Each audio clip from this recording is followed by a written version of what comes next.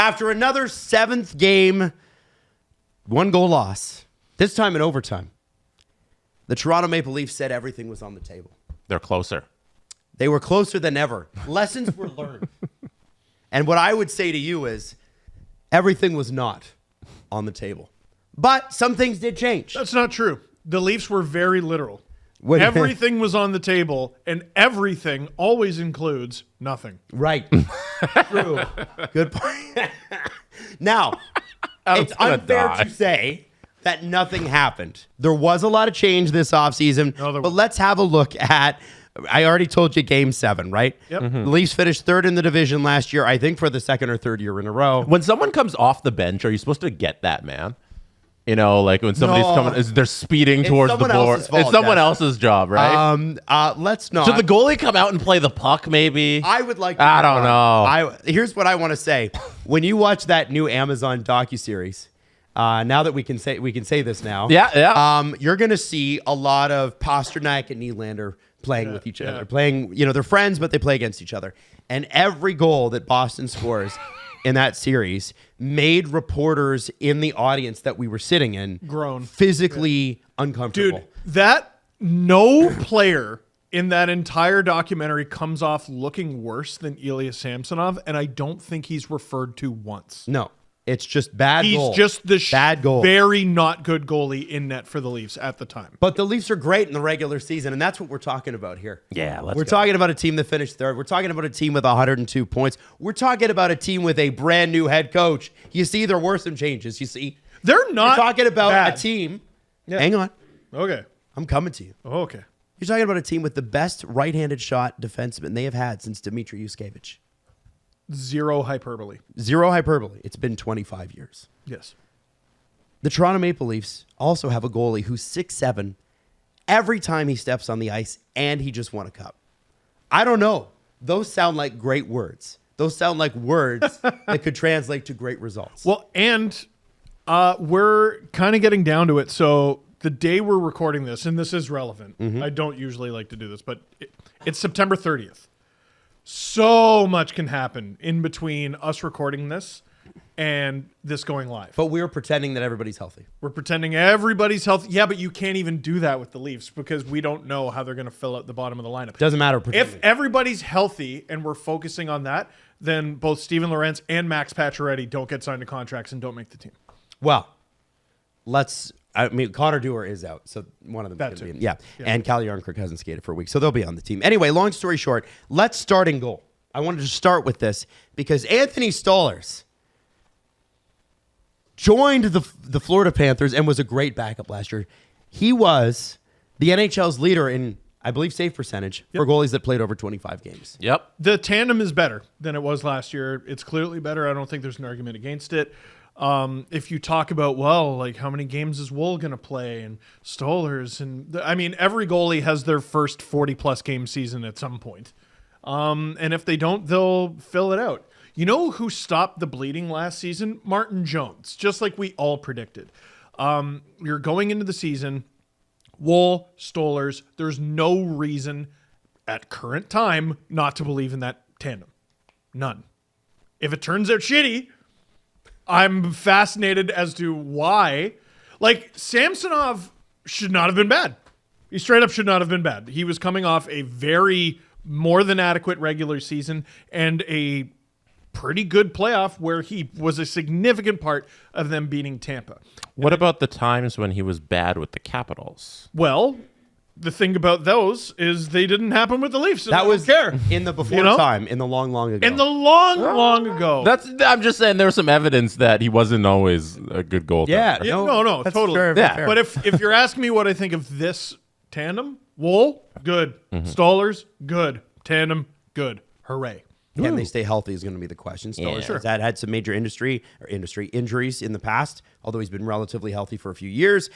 Joe Woll, it seems if the wind blows the wrong way, sometimes he pulls something. And so hopefully whatever it is and Brad Treliving mentioned this in his end of season, whatever it is in his training that needs to change, hopefully it did change. And from all reports, he's been pretty good all year. Now, we're one injury away for Joseph Woll from him getting the "you're injury prone" tab on his resume, and that's not going to leave him forever because it's going to be 3 consecutive seasons if he's out for a significant amount this season that he's injured. And that's unacceptable. You're right, but also, you know who also has that tab is Sergei Bobrovsky.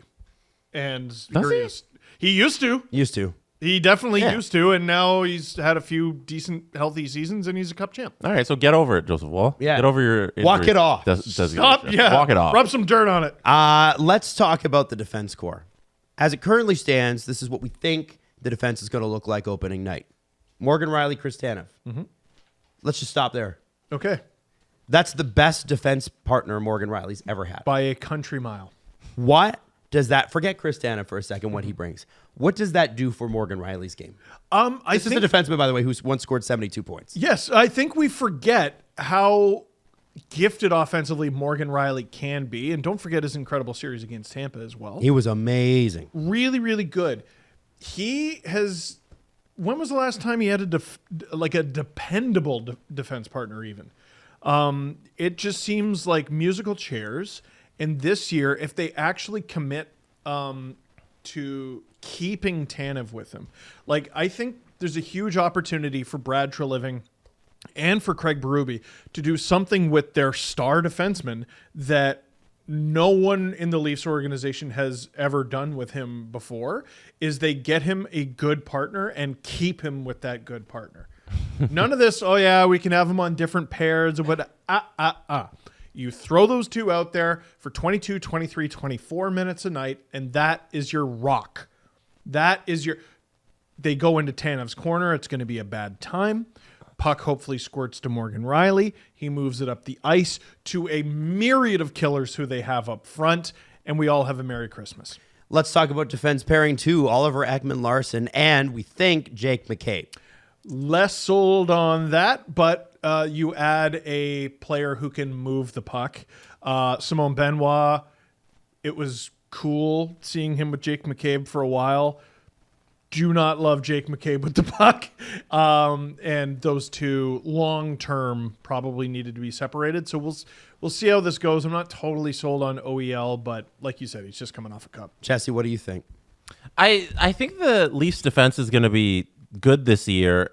And the part where they need improvement is scoring from the back end. Yes. They're one of the lowest teams last year. They were one of the lowest teams on getting offense from goals scored from defensemen. And I think like adding Tanev, adding OEL is going to create that puck moving back end. And that's where they're going to find the step in the defense. Not just adding Tanev, replacing last year's version of TJ Brody with Chris Tanev. Mm-hmm. I don't think people like... And last year's version of John Klingberg is OEL. That too. That's right?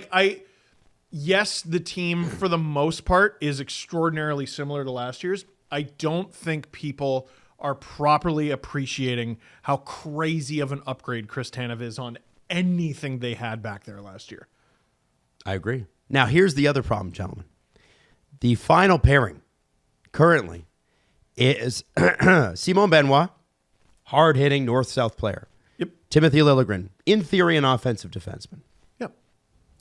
They got caved together last year. When they played together, their minutes were horrific.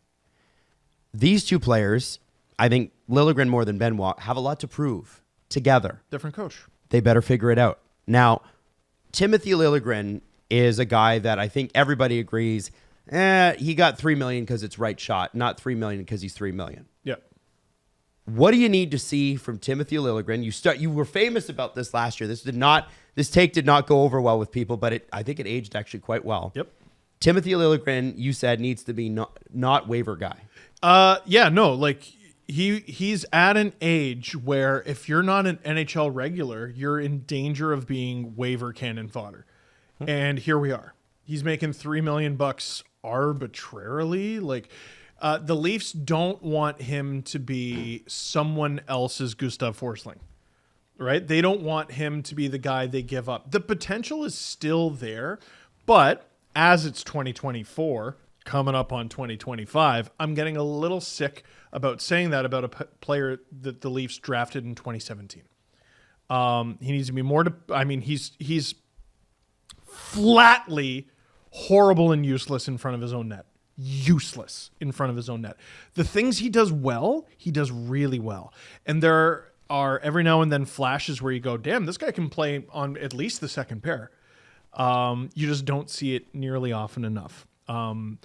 With Tanev now there and the right side not as decrepit as it was, your odds of playing with Morgan Rielly plummeted. So you got to do what you can do and be a puck mover on the third pair with Benoit as your defense partner. Jesse. Yeah, I don't think the team's success is going to necessarily come down to how the third pair performs. Like, I don't think that's going to be the determining factor on the success of the Leafs this season, because what they've done is they've loaded up on enough bodies that'll come in and fill in for Liljegren or Benoit. If they don't work out, there's so many guys back there that can just come up and fill that slot. So I think they're going to be fine. I think defense is taken care of and they're going to be solid. It's about the questions up front and if everybody performs up to their abilities. Hakanpää Benoit could be a bad time for the Leafs or their opponent. Yes. Well, and Hakanpää is worth mentioning because he won't be back probably till midseason. That's sort of what we're mid-season. Okay. I've heard that as late as that. One of the weirdest, most confusing signings in recent memory. And but a great penalty killer. Yep. And I think that's how we need to focus, what we need to focus on most with this forward group. When we talk about the Leafs forwards, they were a bottom 10 team in penalty kill last year. Unacceptable. Mm-hmm. Now, you look at some of the players that they have. Mitch Marner, great penalty killer. Yep. Calle Jarnkrok, when he's healthy, great penalty killer. I like him. David Kampf is the guy that plays on the penalty kill. So this is an interesting thing. I keep getting anxious about people saying, well, they need to trade David Kampf. They got to get rid of that cap hit. And I go, well, who's going to take the defensive zone faceoffs? Who's going to be on the penalty kill? However, if a guy who regularly plays on your penalty kill is on a penalty kill that is bad, perhaps it's okay to lose him. And that's what my thing is. I think right now there's been a lot of discourse to this point of this recording, gentlemen, and I know you guys have seen it too, about, well, the Leafs need to get rid of Jarnkrok. Jarnkrok's the guy. I think that people misunderstand what this player is. Oh, he's useless in the playoffs, didn't score. That's not his job. You have guys on this team that could score goals. We know who they are. Useful, you know what their name is. Affordable utility player. This guy is a defensive guy. You put him, you babysit him 5-on-5, or he's there to babysit your offensive-minded guys 5-on-5. Yeah. And in the penalty kill situation, you expect him to be one of your prime guys. Mm-hmm. And I would want Marner on PK1 and Jarnkrok on PK2 to split them because they are the lead guys on that. I think Matthews is going to kill a lot more this year. I think you're right. I think a guy like Pontus Holmberg is going to be able to take a David Kampf role. Mm-hmm. I think Kampf is not long for this team. Lorentz. And Lorentz too. Mm-hmm. Yeah. And so when we look at this team, when we talk about, we know that they're great offensively, and we'll get to that part because that's the fun part. What do you want to see from this group in terms of how Craig Berube lines this up? Like, Jesse, if there were 4 guys on this team that were the forwards on your PK unit, GM Jesse Blake, what would you do? If I'm just naming the PK unit? Name your PK. After seeing last year, remembering that most of these guys are back. Right. Mitch has got to be out there.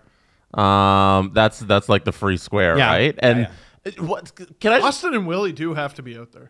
Willie's played a lot of PK at the back end of last season. I think he'd probably be a part of PK Unit 2. One thing that bothers me so much about this Leafs team over the last couple of years is the defensive zone draw thing. Yeah. Why do you pay guys $13.25 million a year if they can't take faceoffs? Totally. Like, why is John Tavares getting paid $11 million if he can't? In a high leverage situation. Can people not take faceoffs? No, they can. Why do you have to employ David Kampf to protect Austin Matthews from taking faceoffs? I've never understood that. Matthews is good in the faceoff bat. He'll be fine. Matthew Nyes, they are given a lot of reps on the PK during this preseason. Mm-hmm. They're going to have a lot of their best guys. They are going to have some, traditional bottom 6 guys, but it's going to be a lot of their best guys. And it's hilarious, like how chronically online we're being about the Leafs. We have not said out loud the name Austin Matthews yet. Well, no, that's because I want to start with the biggest area of concern. I know. Well, the biggest area of concern for me, Adam, is if the guy who broke the salary cap record for goals scored only scores 50. If he scores, he can score 50 and win the Rocket Richard and finish 19 goals behind where he finished last year. And that's a lot. Why is that a problem? Yeah, what are you doing? Why is it a problem? Yeah. Because they didn't add up front. I mean, if they add Pacioretty, okay, maybe. wait. I will fight you on that. They are their forward group as it stands right now, based on the contract signed, is exactly what it was last year, minus Tyler Bertuzzi, and add no one, right? So if they haven't signed Pacioretty, they haven't signed Lorentz at the time we're recording this. So you're making a guy who had a historic run last year, and you're banking on him being just as good, which is a crazy...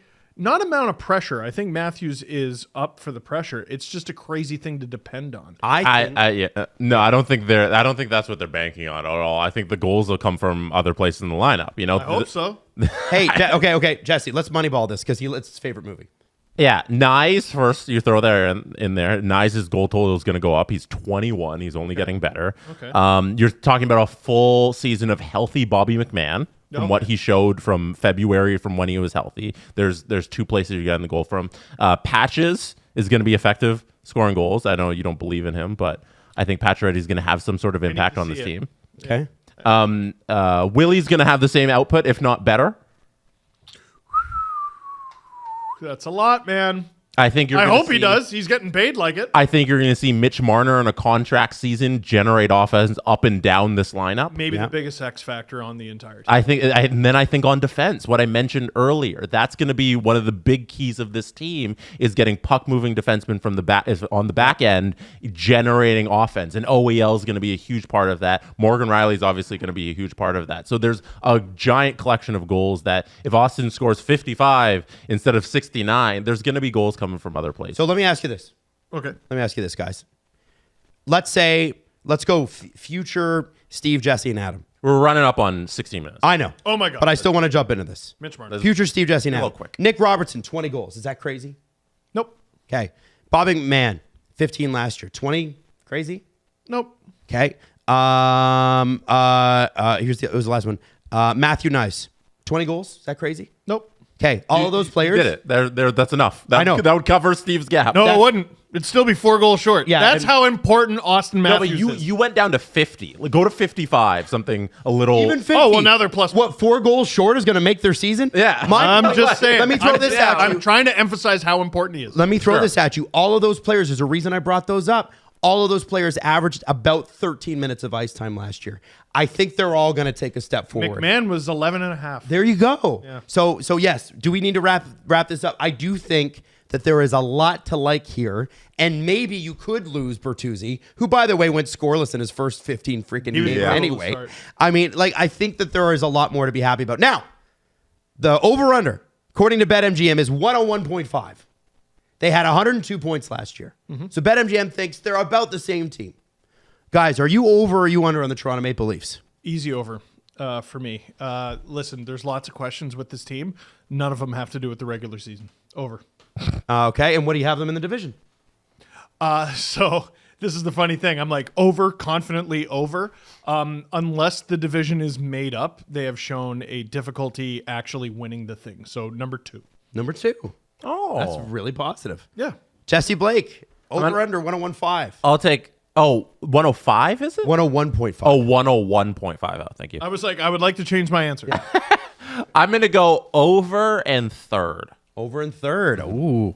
I'm going to say over, and I think this team is going to win the division.